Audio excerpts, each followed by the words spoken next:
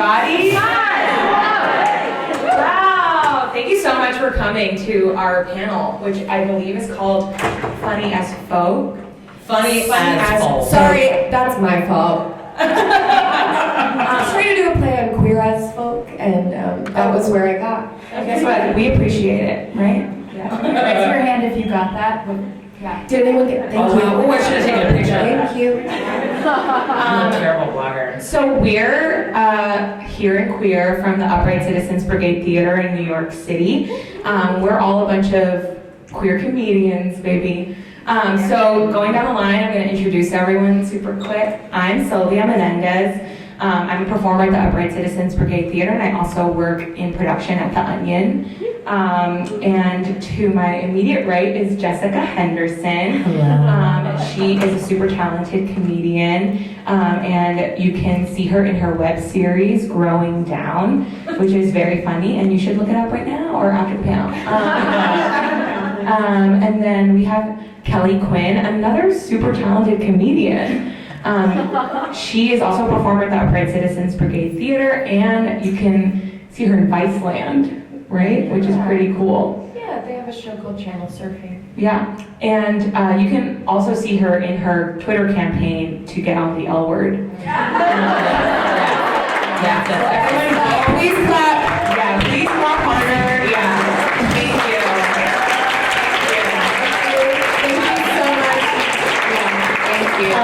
And then, wait, is it possible to be? Oh, I don't have my phone with me. I want to be really disruptive and take a video of people clapping when you say when you talk about. Okay, let's just do that one more time. And then I'll tweet at the L word shit. We're gonna tweet at Eileen Chaikin. Get my girl on the L word. This is becoming really. Okay, tell me when you're ready. Okay, ready.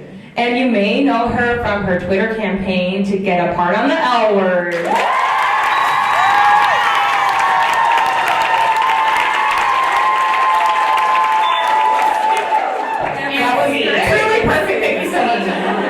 Thank you so much. Then we have Amelia Bane, who, guess what, is also a super talented comedian. You can catch her right now on her Happy Sad tour.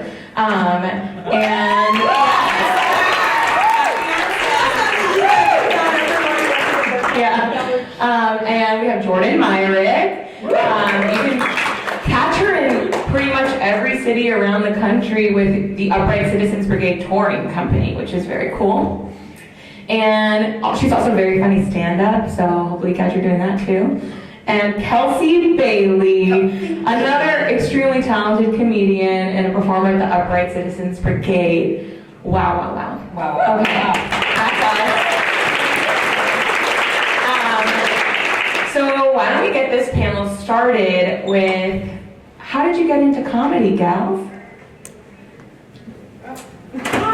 Sorry, we're totally waiting at her friend. She's an amazing podcast called Dyking Out. So how'd you get into comedy?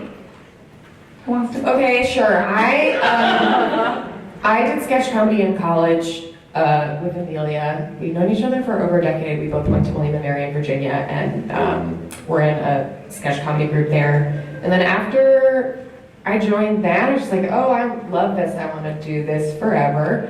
And I moved to New York shortly after. I spent a couple years in DC doing improv sort of recreationally while I worked. Then I moved to New York to get kind of serious about it. I don't think mine is helpful, but I was in a community theater production of Alice in Wonderland when I was in 8th grade, and my director was like, ad-lib, and I was like, I don't know what that means because I'm 13. And she was like, you are bad, you have to go take an improv class. And my community theater in South Florida happened to offer improv classes. So I started taking short form improv classes, and then I started taking long form improv classes, and then I now do it and teach it for, I think, ever. What musical was it? It was technically Through the Looking Glass, the children's production. Why would you need to ad-lib it? If you ad-lib it can throw off the whole story. It's already complicated to follow. Yeah, I was falling down the hole into Wonderland, and she's like, you're falling. Wait, you were Alice?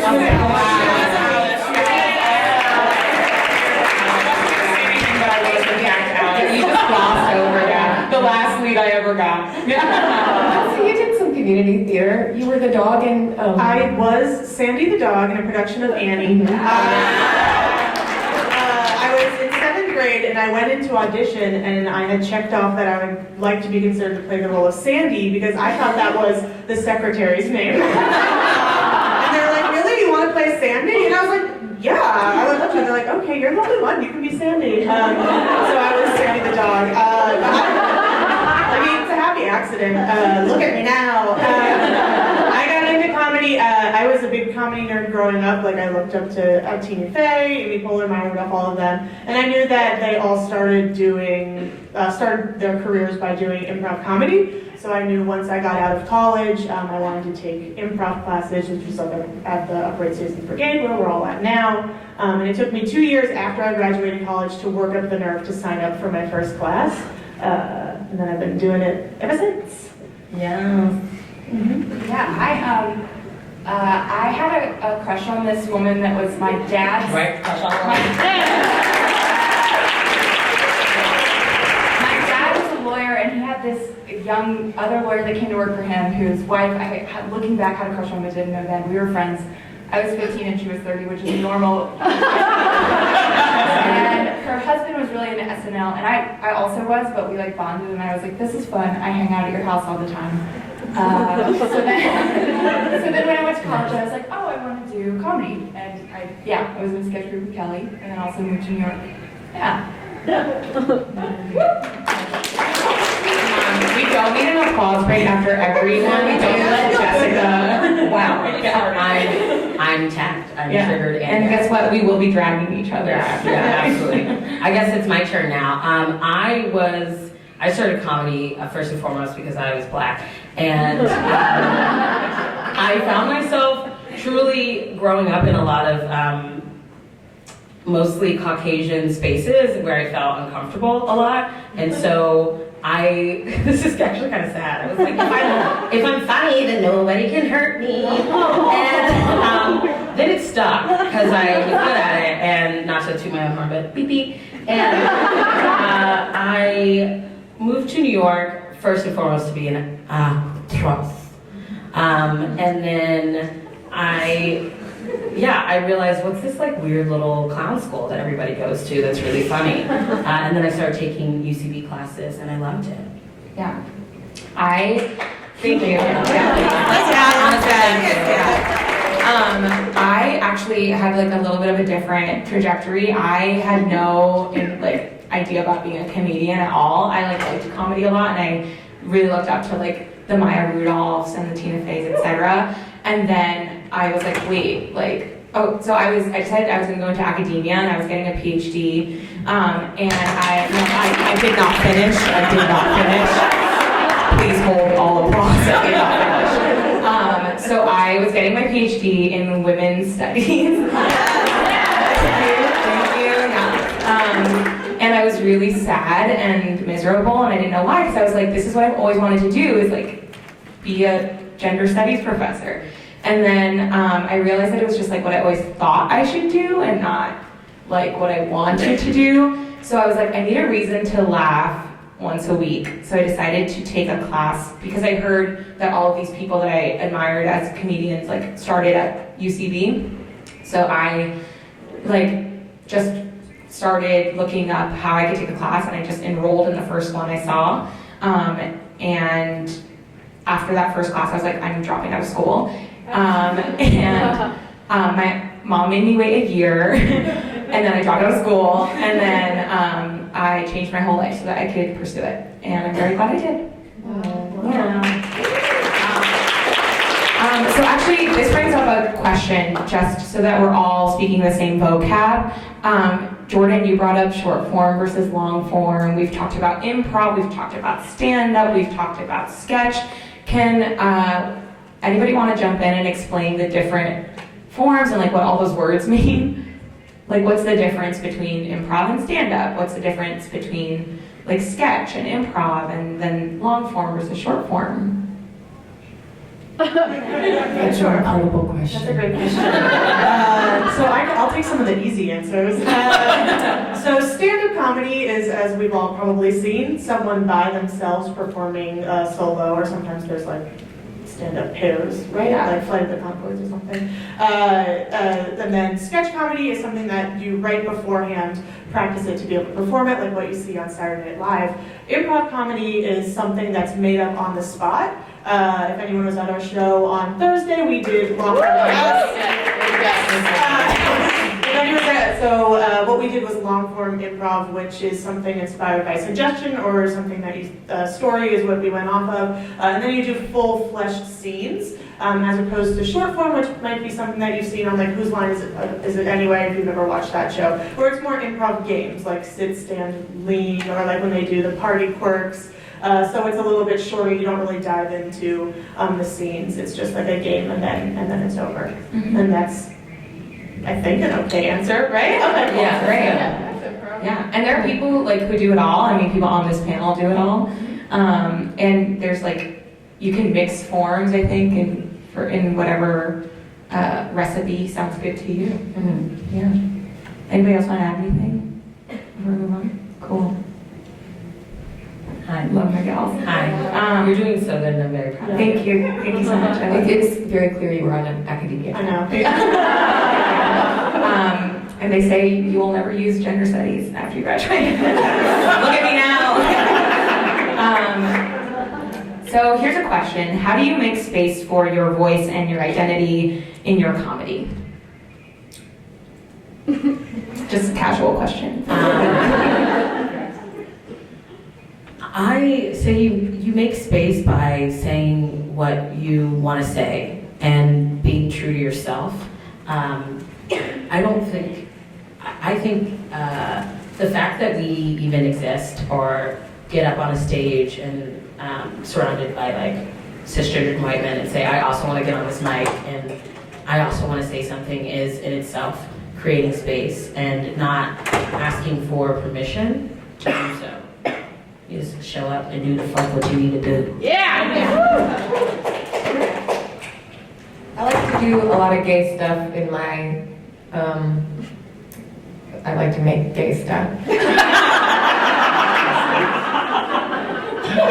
I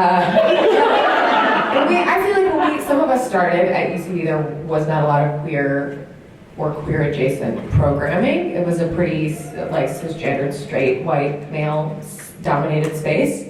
And we have a friend who started the queer show that we do now that we're here representing.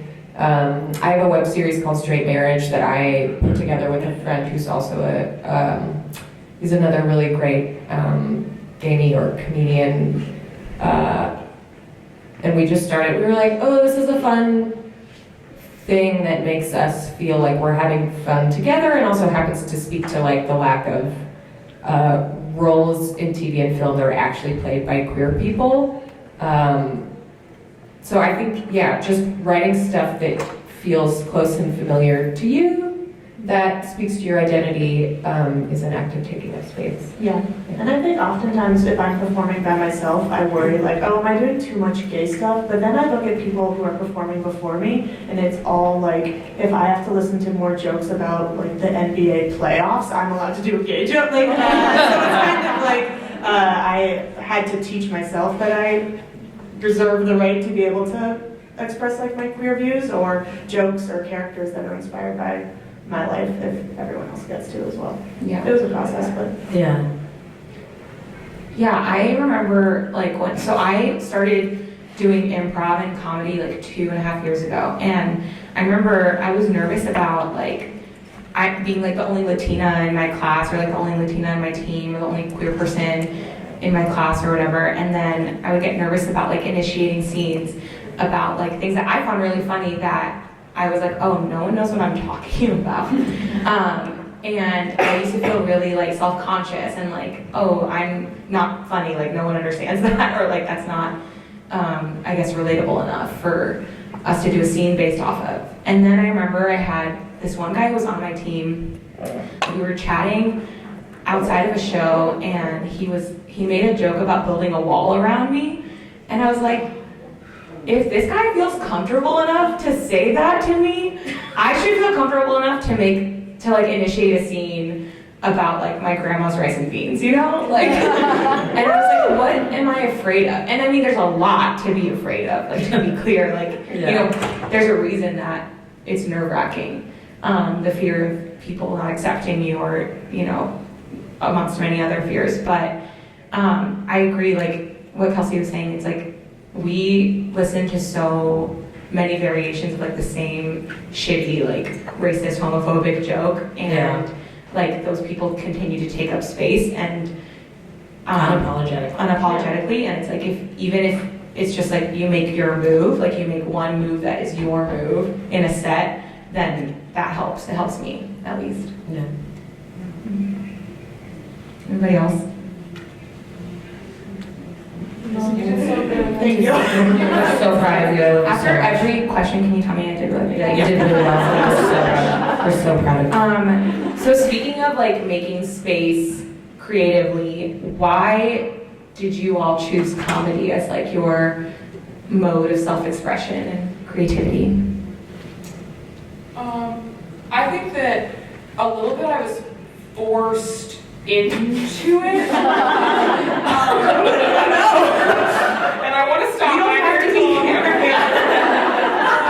No, because like I said before, well, I'm talking a lot about community theater. But you know, I did grow up doing community theater, and I would always get parts of like, oh, you're like a child, or just like random things where it was just like, oh yeah, all the other girls, I think that like have beautiful voices are getting like parts, and I'm constantly playing like LeFou from. Yes, I did play LeFou in a production of Beauty and the Beast. The little man who follows Gaston around. Is like his lackey.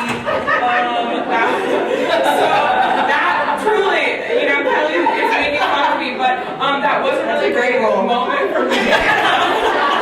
Because I was 15 and I was like, oh, everyone else is getting all these good parts because they can sing, but I think I have like a little bit of a different energy.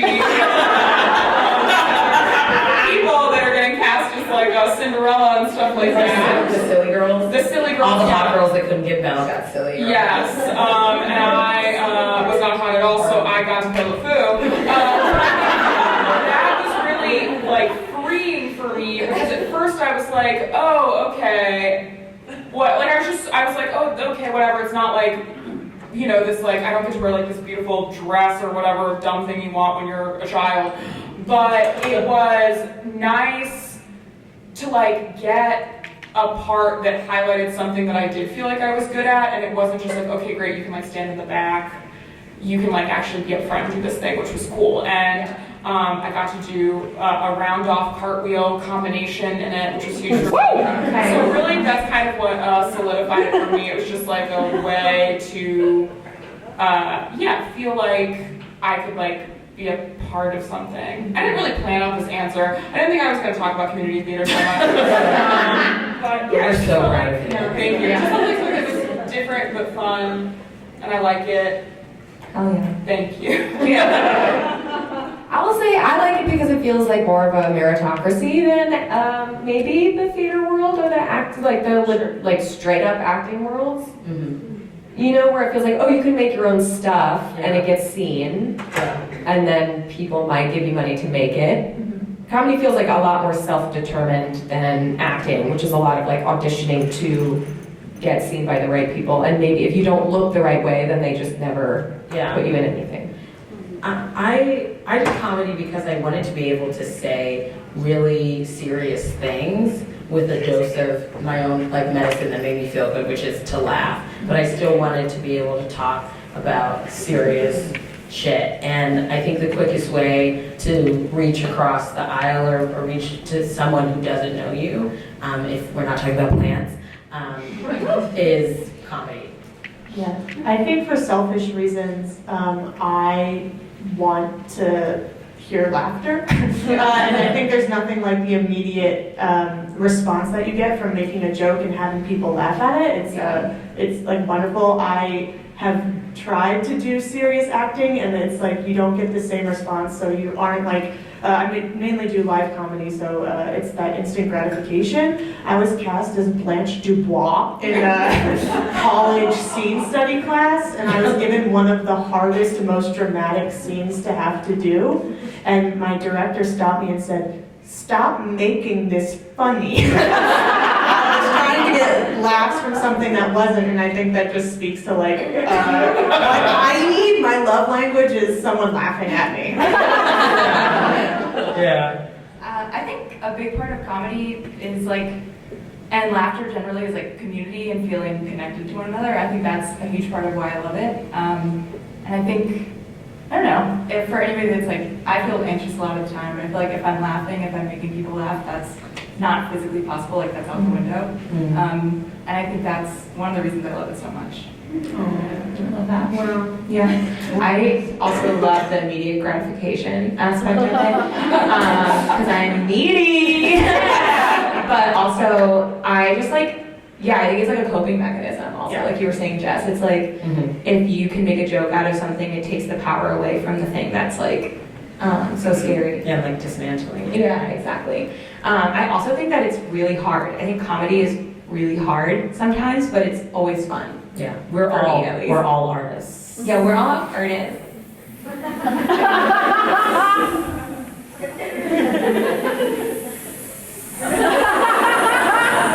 Okay, and Steve. Yeah. I love that. Okay, moving on.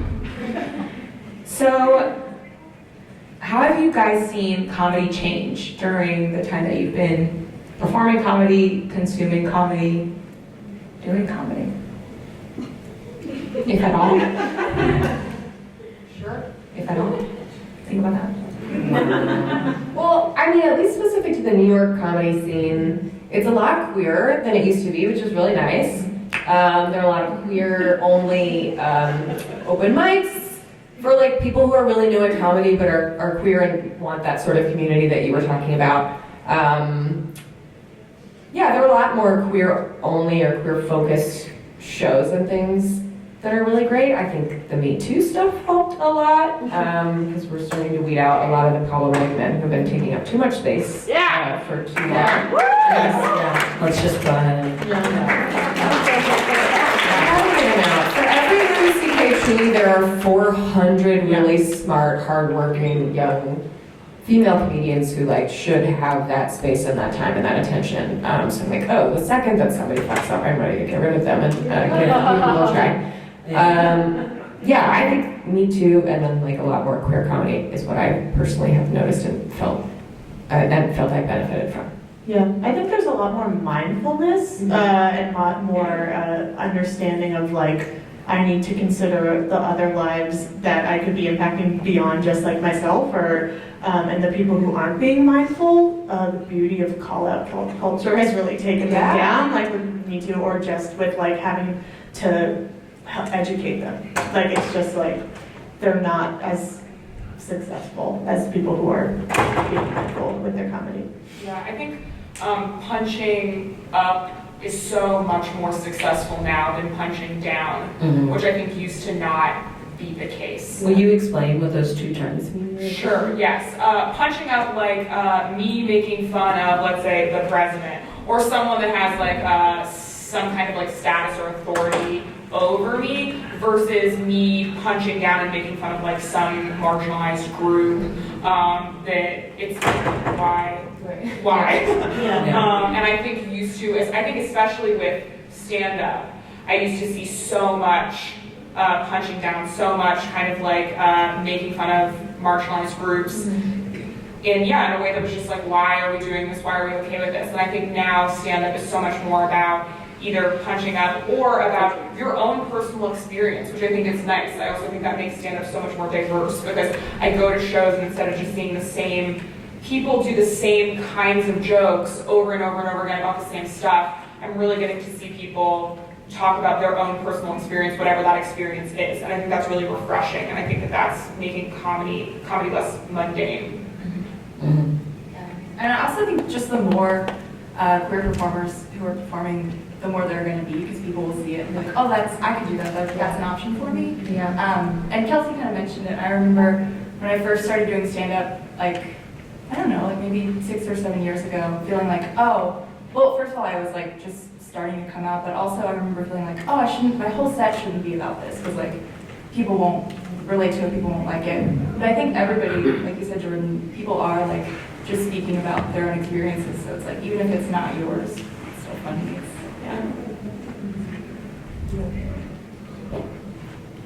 We're done with that one. Good job. Thank you so much.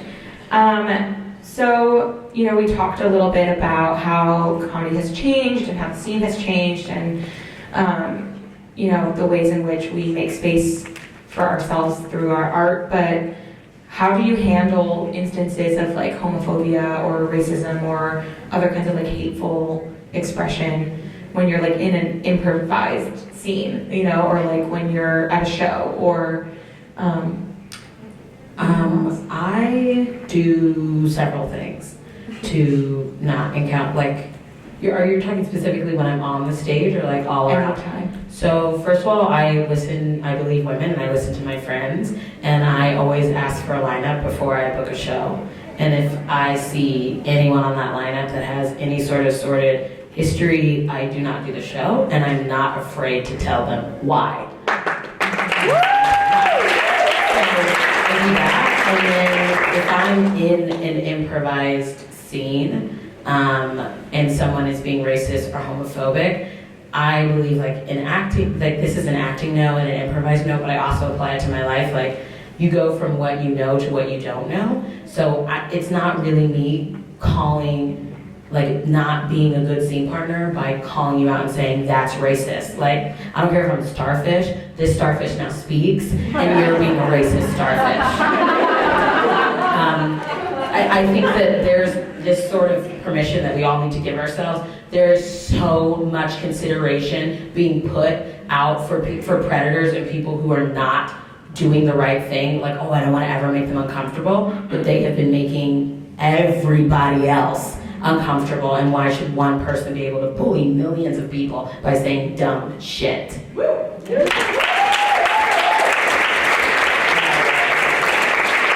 Kelsey, you used to host a jam at UCB. Yeah, I used to host they have a thing at improv theaters called jams where anybody can come up and do improv. You just put your name in a bucket whether you've done improv before or never before. So we would get a real mixed bag of people who would come on stage. As I'm sure you can imagine at 11 o'clock in the East Village in New York City, we would have a lot of people just kind of stumbling in.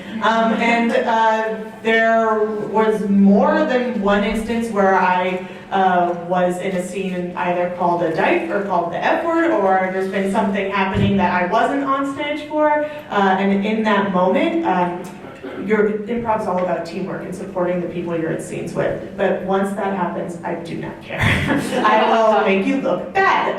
So it has always been uncomfortable. But I think one of the things about improv is we always say we act at the top of our intelligence. So being as smart as we can to be agile and be able to get around awkward moments, especially with language that has been offensive to me, is just always making that person feel as bad as they should. So whether that's, like Jess said, calling them out like straight to it, or, when someone called me, they called me, sorry, this is, I'm just gonna say, they called me a Kansas City faggot. I don't know what that means, but in a scene they called me that. So I said, oh, I'm sorry, are Kansas City faggots not supposed here? And I walked off the stage. So it's just sort of like finding ways to make that person have to sit in their shit for a little bit. Yeah, and that's not like a cruel thing to do for them to have to think for 2 seconds about what they have literally just said that was hateful or hurtful. Yeah. I think a lot of growth comes from discomfort. I'm sure we've all had times when we're like, oh, I really fucked up when I said that thing, and now I for sure won't do it again. So yeah, being able to pivot and make somebody think about what they've just said, I think is it. Yeah, especially in improv, I've encountered it more because you are making things up on the spot, and for some reason that can bring out the worst in people, and they think like, it's the only thing that came to mind, I'll call you a dyke, and it's like, okay, literally no, you're in a made-up world where you could call me anything you want, like, right, like, why go to this if you're like showing your cards a little bit, so, I yeah. think also people who are new to doing comedy are like, oh, it's funny to be mean to someone. Like that's just a common thing. Like if you don't know what else to do, it's like, oh, fuck you. And it's, I've heard teachers say, like Kelsey said, play to the top of your intelligence. I've also heard people say, play to the top of your humanity. So like if someone is being shitty in a scene, just, if you were in the real world and someone was saying like horrible things, you would be like, whoa, what's going on? Like, you know, you wouldn't double down and yell that. I hope not, I would. I sometimes do. Whoa, what's going on? I'm a wild card. But I think you can, yeah, you just react the way that you really would. Yeah, and that's the thing. It's like we have this privilege of like being able to create things all the time, and like with improv, like we get to make everything up. We make up our own world. We make up our own like rules of that world, and so it's just like such a beautiful and wonderful opportunity. And like it is, I think, an interesting thing that happens when people are like, oh no, I have to make something up and I'm scared, so I'm just gonna be mean because that's funny, haha. And then like sometimes you can see people regret it immediately, and like, and that kind of like is how I gauge my response to what they're doing. I'm like, oh, you look upset. You know that was bad. And so then I like to sometimes ask people to explain the joke to me. And I do this in my, like, not on stage too. Like, sometimes I'll be like, wait, I don't get it. Can you explain it? When you said you were going to build a wall around my literal person, what? Yeah, why? I don't know. Why did you do that? Are you a carpenter? And I like to just have people do that work in front of my eyes, you know? I want to watch them open that bag up and take out what they put in, you know? And so I'll just be like, can you please, I'm sorry, I just didn't get the joke and it sounded really funny. Can you explain it?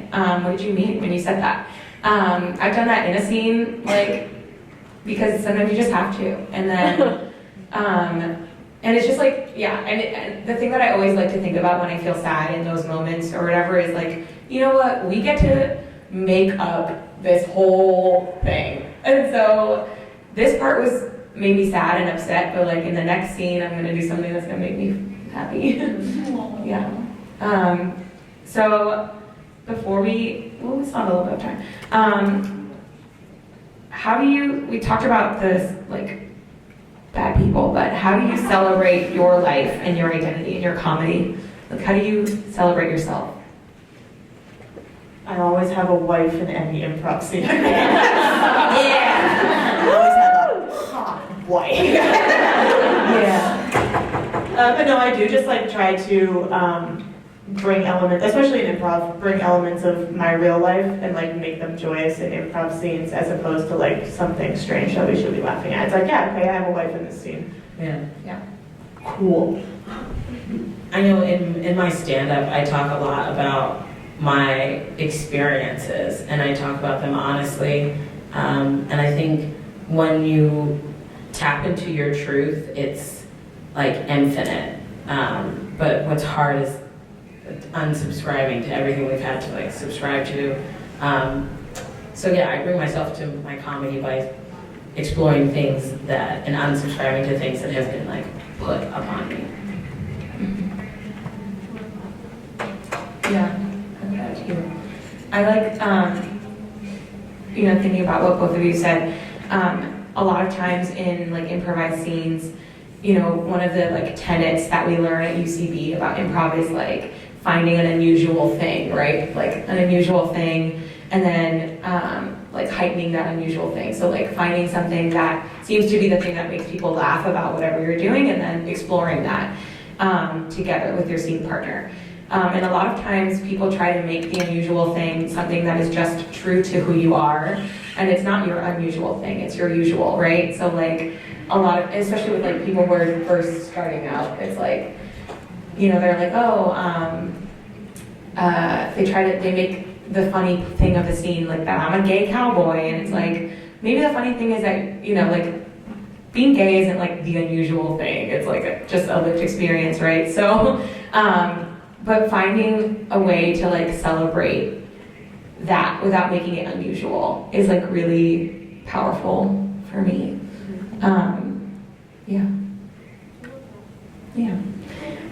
Okay. How did you all get started? Like, do you have any tips and tricks about like just starting? Get started. Like, what was like your steps to like, how'd you get started on your web series? I got started on my web series because truthfully I was like, I cannot be Tissue Butt in another production of whatever. It was like Queen Lear featuring Tissue Butt. I was like sick of subscribing to what I am gay, and I also first and foremost am Black, and I was sick of having to subscribe to Black as if it was a type, and as if I wasn't multifaceted and weird and also a nerd and also sexual and not sexual. So I just started kind of writing my life, but with my own rules, hoping that people would pay attention. I was like, fuck, if I want to be on screen, it's gonna have to be on my own terms and without asking for permission. But it's kind of like free diving off a cliff and trying to carve a sculpture down the side, right? Like, you have a knife in your hand, and it's a huge leap of fucking faith. But I don't know, by chance, you hit the wall a couple times and you make some cool shit.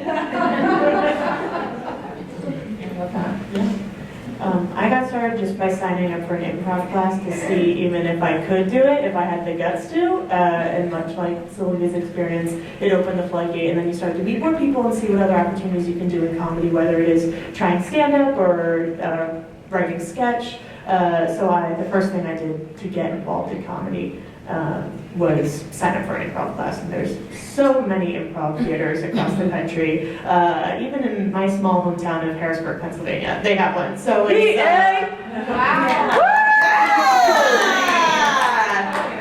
nice.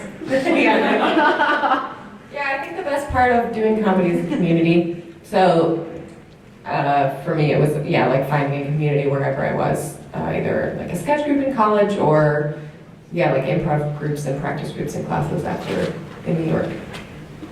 Just finding something that will get you doing the thing you want to do regularly. That's important. Yeah, and even if like the class isn't great or whatever, the open mic you go to isn't great, you'll meet people that like want to do similar things to you. You work together. You can, I don't know, inspire each other. Yeah. Yeah, and off of that, I'd say one of the biggest things that I think has helped me with like any of the success I have is being generally kind to people. I don't believe you have to be fake or force relationships or friendships, but the relationships or friendships you do make, like appreciate those and work at those, and also just like in general when you meet someone, just like don't act like you think you're better than them. I think is like a huge way to network. I think people find that so refreshing. Just if someone is like kind of nice, you don't even have to be that nice. Yeah. Truly, in comedy, you don't have to be that nice. Kind of like you have to be a little nice and like respond to emails promptly, Yes. and like that's you're famous. That's pretty much it. And community theater. At community theater, I grew up doing community theater. But yeah, like the cool thing about comedy is like you can start whenever. Like you can leave again. Do wait until after the panel. But you can walk out that door and go into your room and start writing something, and you're doing comedy, and then you're a comedian, and that's legally how it works. You have to make someone laugh once. One time. One time, and it could be on Twitter. That counts, you guys. And like that's something that I think is so cool about comedy. Like you don't have to, like people do comedy in so many different ways that you don't have to like try to mimic someone's path, or you don't have to be like, how do I get an audition? Like, there are so many ways for you to just start something. Start writing, start like making a funny video on your phone and putting it online. I mean, like, please do be careful on the internet, but you know, like, there's just so many ways that you can start literally right now. Not to like, no pressure, but you could start right now if you wanted to. Do you guys? Yeah, I was just about, my timer's about to go off. Wow, she's done it well. We're so proud of you. You're doing so well. Thank you, guys. Why don't I pass this mic around? Oh yeah, can we turn it on? Wait, don't you, if you're gonna It's also kind of small, right? Yeah, everybody can hear us. Yeah. well, maybe. Let's do it. We'll let you know if you need it. This makes me feel like I'm doing stand-up. Do you want me to do it? I can pass out. Do you want me to pass out? Okay. I'm so proud of you. You're doing so well. Okay, yeah, does anyone have any thoughts or questions? I'm just going. I can project. I got you. Wow, nice. Oh, okay. Oh, me right now first? Yeah. Cool, okay, fine. Cool. I do improv in LA, and I'm the only queer person on my team, and I find a lot that I get gendered as the male character in any situation. And like, have you guys experienced that? And how would you kind of suggest like maybe bringing it up with my team? It's like, guys, like I can be a queer female in this scene. Like I don't have to be your boyfriend or your husband or anything like that. Do you rehearse with a coach? Our team's actually named coach, but we don't have a coach. Okay, I think that for me that's step number one. That was something I didn't know that you did until I moved to New York. When I did improv for years in DC, it was like, oh, we just rehearse on our own and sort of self-police. But that's a really hard place where, like, if you're uncomfortable, you have to give your teammates notes. Whereas if you're paying somebody to note your improv and help make your team better, I think like bringing somebody into the room who has a little bit of an edge, like skill-wise or authority-wise, and just speaking to them privately and being like, hey, I don't like this. Can you note this when you notice it happening? I think that's the easiest way that puts the least amount of stress on you. I mean, I think too, if you feel comfortable with your team and talking to them about it, I think just telling them that, because yeah, hopefully you do feel comfortable with them, and if you do, I would be happy if I was on a team with someone and I was doing something like that I just didn't even realize I was doing, and they told me, I would be like, oh, fuck, cool, now I'm glad I know that and I won't do it anymore, versus just like ignorantly continuing to do a negative thing that they may not even realize they're doing. Yeah. I would also say, like, if it's something you want to actively do in scenes that you're already in, if it's like gotten to that like area of gray and they haven't straight up said like you're the husband, be like, as your wife, I feel like, and just like, don't be give really them ham-fisted about it. Get ahead of it. Like it sounds like you can predict what these people are going to do, so just like anticipate it and cut them off. Thank you. No one wants the mic. Okay. Individually, what would feel like comedic success to you? Where do you want to go? Wow, that is a fucked up question. This is exactly what That was my very mom triggering. Yay. I can go first. I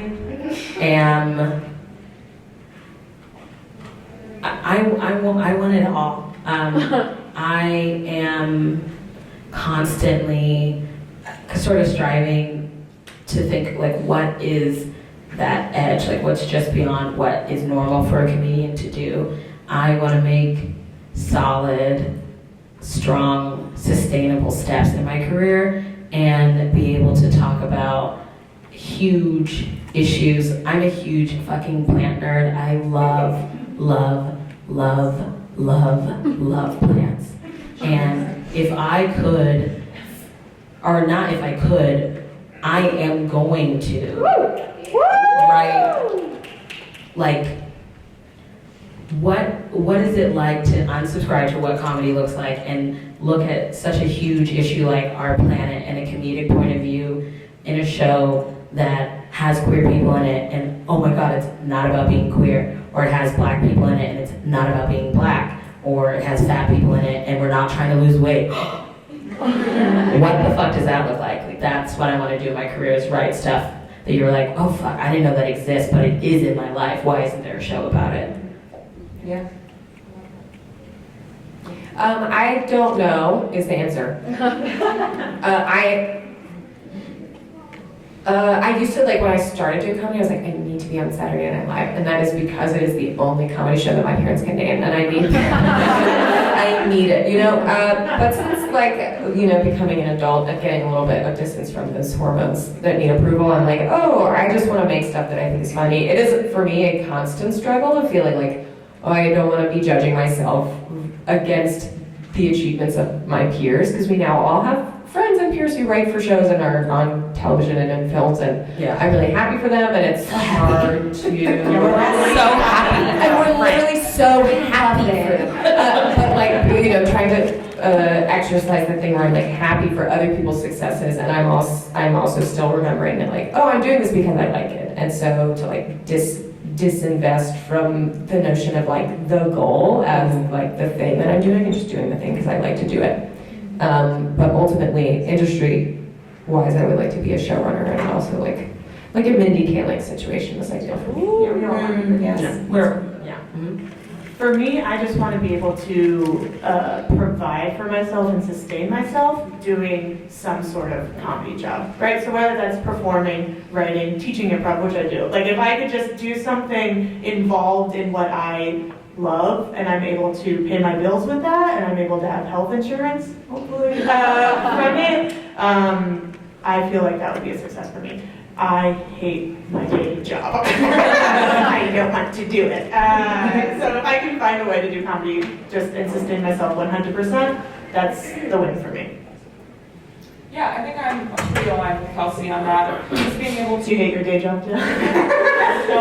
just like being able to support, I teach improv at college right now, and that's even really nice. It's not, I want to be acting more than anything, but even just being able to teach improv and continuing to do that and support myself is really, really nice and feels really good. And then also, honestly, it feels like a huge win every time I do something that I can show my grandma, as hokey as that sounds. She helped me afford to go to college, and that was like, I'm very close with her, so anytime I can show her anything, and I'm like, I did this thing, and she can't hear it, but she can see it, and she knows that I was involved with it in some capacity, and that always feels like a success to me.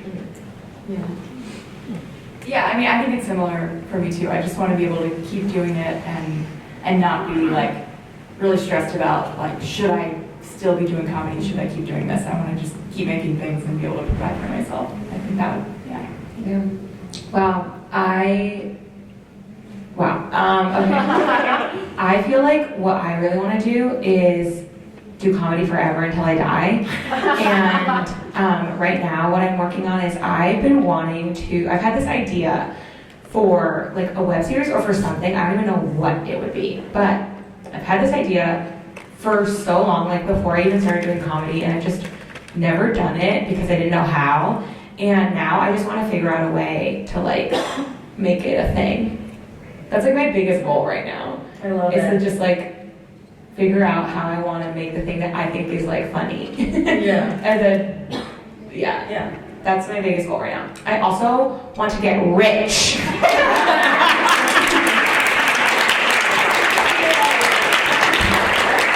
Any other questions? I saw you. Do you still have your question? You don't have to ask it if you don't want.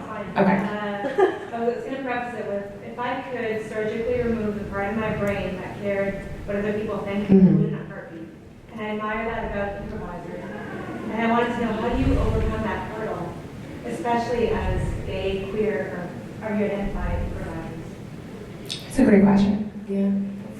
It's sociopathy. I also think that I feel like that part never goes away, right? It's there, and I think to strive to never be uncomfortable or to strive to never be sad is to not live a full life and a full experience. And what has changed for me over the years is my response time of being in that panic of what other people think. And I've been able to put in certain like almost mantras in place for when I do subscribe, right? it's like a time limit. Like in 30 days, I put a reminder on my phone, gotta unsubscribe to that bullshit, because I was subscribed to that for 3 damn days. It doesn't not happen. But my response times get shorter and shorter, and I think it's from giving myself permission to be embarrassed, because that's real. Yeah, part of it, you will fail doing comedy a lot of the time, so it's like the bounce back period. And also just realizing everyone is in the same boat. Like, we're all, so worried about what other people think as well. It's not like, and the people who aren't worried about what other people think are sociopaths. And they,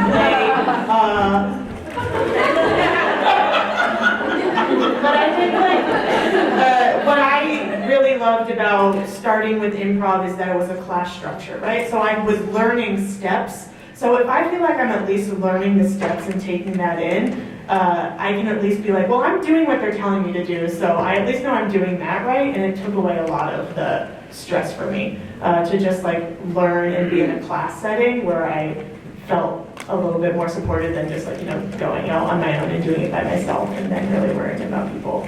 Was the structure. It helped make me feel more confident because I knew like, well, I'm doing the step 1 of the 5-step process that they told me that I need to do, so I'm trying. Yeah, I also think that it's really helpful to keep in mind that I think it's easy to be like, oh, I shouldn't care what people think. But I think that can be really dangerous, and that the other people I've met that don't care what people think are generally bad people. And I think for me, right? Kelley, right? Yeah, Kelley's the worst. I think it's important to remember that for me, I'm always just like, I want to make people laugh, or I want to make people feel good. And if I'm doing something that's like not making somebody feel that way, while like if I'm not doing anything wrong, I'm just like, okay, great. I'm just not for them. Do you know what I mean? Like everybody likes a different type of sandwich, right? Like if I'm a po' boy, like that's great. Not everybody like wants a po' boy. Not everybody wants a po' boy every day. Maybe you only like it sometimes. Whatever. It's like everybody likes different things all the time. You can't be everything to everyone 24/7. You can't be every sandwich. You can't be every sandwich. I may put that on my grave. Yeah, I think that's just a good takeaway to remember, like, yeah, if you were like pleasing everyone all the time 24/7, like you'd probably be a pretty like bland, kind of like one-note person that was just like generally tolerable. But instead, you're like not. You're like a cool, fun, interesting person that for some people you're gonna be right for them, either like personally or comedically or whatever, 24/7. Some people you might be into that sometimes, and some people might not like it at all. And all of that is like totally fine and not about you. That's about like their perception of you, as long as you're not doing anything like fucked up. Yeah. Yeah, and I think like, as much as sometimes we can't control the people that we're around, find ways that you can be around people that make you feel good and recharge your batteries, and in your personal life, but also with comedy, like sometimes you are on a team, like you said, with where you're the only queer person, or sometimes the only woman, or whatever it is. Find a group that you can, I don't know, once a week, once a month, meet up with, who make you feel good, who like affirm you, don't make you feel weird about yourself. Yeah. Also, to be clear, after every show, usually the first thought I have when I leave the stage is, I'm sorry, I fucked up. Like, truly. And that's not good, but it's also like, just what happens most of the time. It's either I'm sorry or, ooh, I need to quit this. No, I don't want to do this. I'm not good. I always think back on shit that I fucked up. Like, I thought back on how I fucked up that spoken word. I was like, wow. Yeah, I feel like I have a highlight reel of my... Because it ended up working. This is the stands in the audience. Yeah, the stands. Our stands in the audience. Stands. Yeah, but like, no, I have a highlight reel of like all my worst hits, that plays in my head, a screensaver. Yeah, like right before I want to go to bed. Yeah. It starts up, it's like, do you remember the time? Yeah. And like not to celebrate that because that's like fucked up, but it's true and it's like something I work on in therapy a lot, but it's also something that like keeps me honest in a way. Like I